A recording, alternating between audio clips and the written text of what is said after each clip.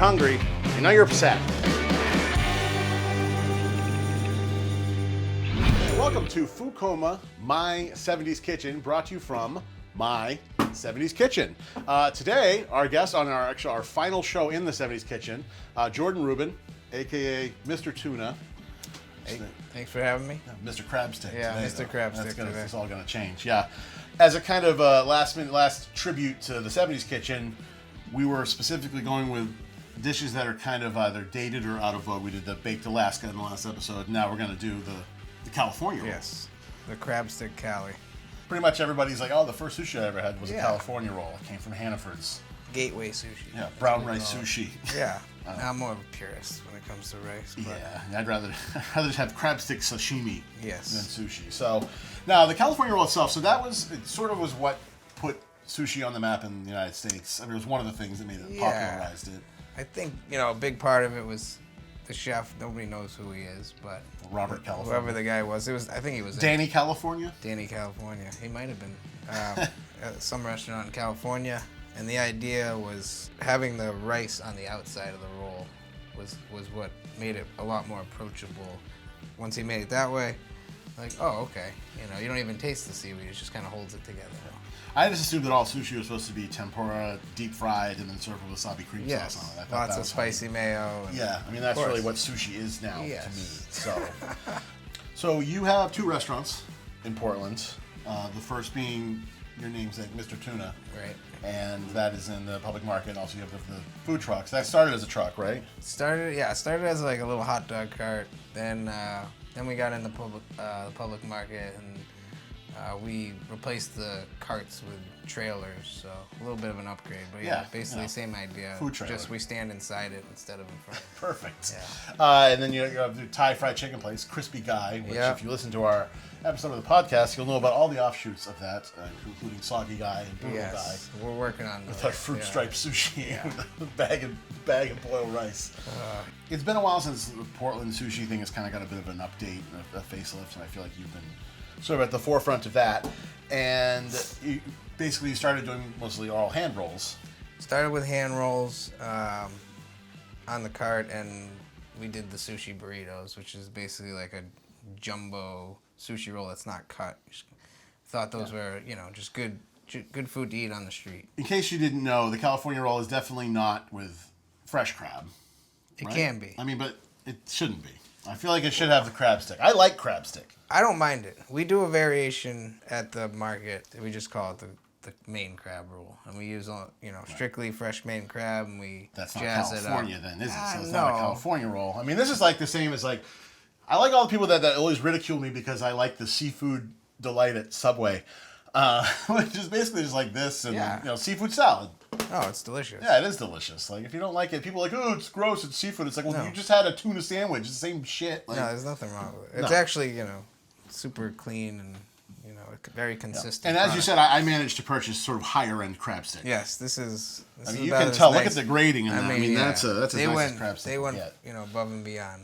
Obviously, we talked about I'll reference the podcast a couple times because we talk about sushi a lot. We talk about the importance of rice. Rice being just as important as the fish. Absolutely. If you neglect your rice or your fish, you're not going to be left with a very good finished product. So you're going to make some California rolls, and I'm going to watch you. Yes. And I'm gonna feel enriched. I don't think I've actually had a California roll for like 15 years. So this is exciting. Today's your day. Today's my day. Yeah, you gotta get your gloves on. So. Yeah, I got my special sushi lunch lady gloves today.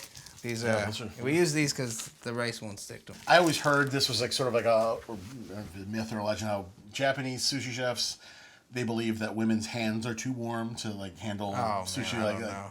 I've heard all sorts of stuff. Yeah, it's like one of those like weird like alpha things. They can't do the sushi. Their hands are too warm. Look at them. It's a mess.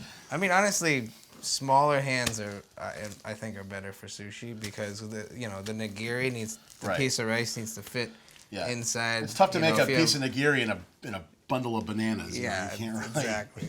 Well, don't let me stop you. Okay. I think Sushi Magic should happen now. Yeah. All right. So we got our rice. This has already been cooked ahead of time and seasoned, and then I've just put it back in here to keep it warm.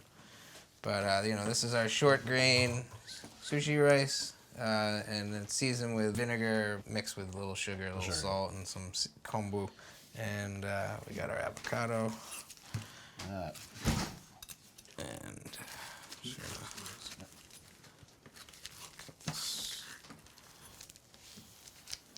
so we're just cutting it into, smaller pieces to make it easier to work with. So we're talking about some of the fascinating things that people do in sushi restaurants inexplicably. One of them being when you go in and you pick up your chopsticks and just start sharpening them as if that's a thing.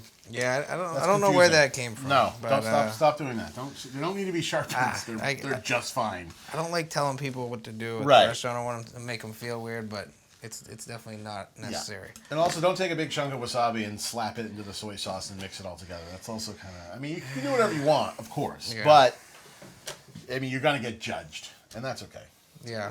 That's how you learn. I mean, I tend to learn from being humiliated. That's I usually don't do that again.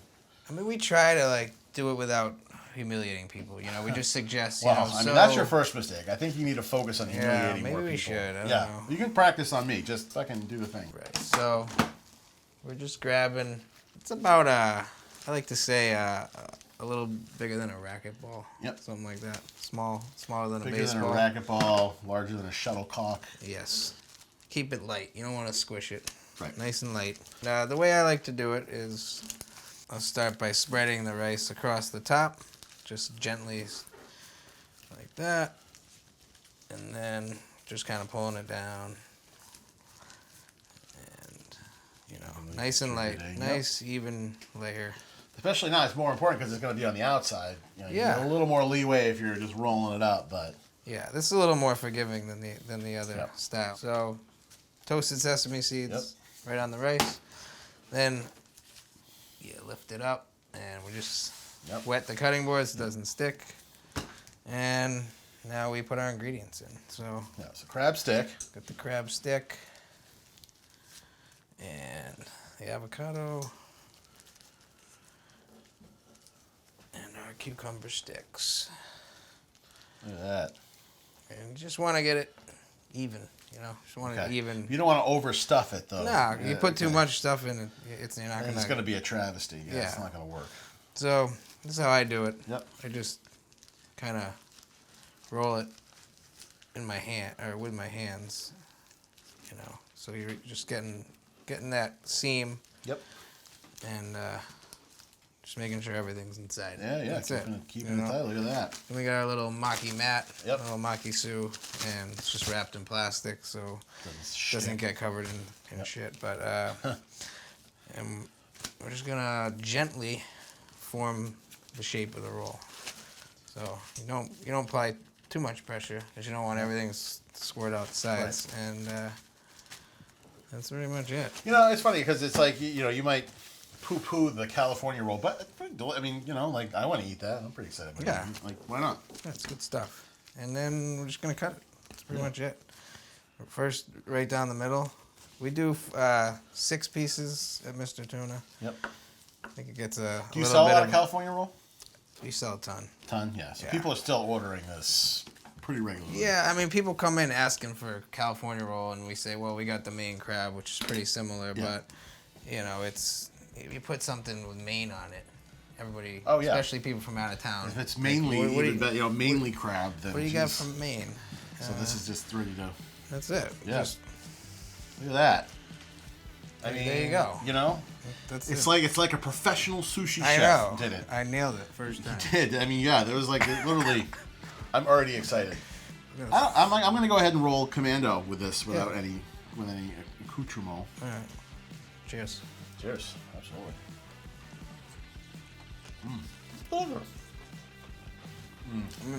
The crab I like more like a spicy, like a mayo. Yeah. Like a spicy mayo thing. I mean, there's nothing wrong with that.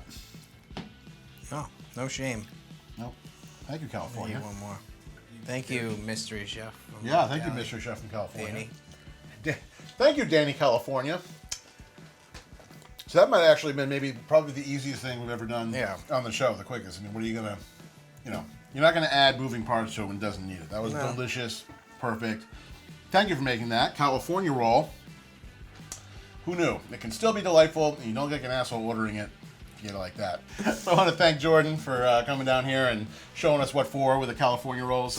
You can check his restaurants out in Portland, Maine. Mr. Tuna and Crispy Guy, some delicious Thai-style fried chicken. It's awesome. I'm Joe Riccio, and this is Coma, my 70s Kitchen.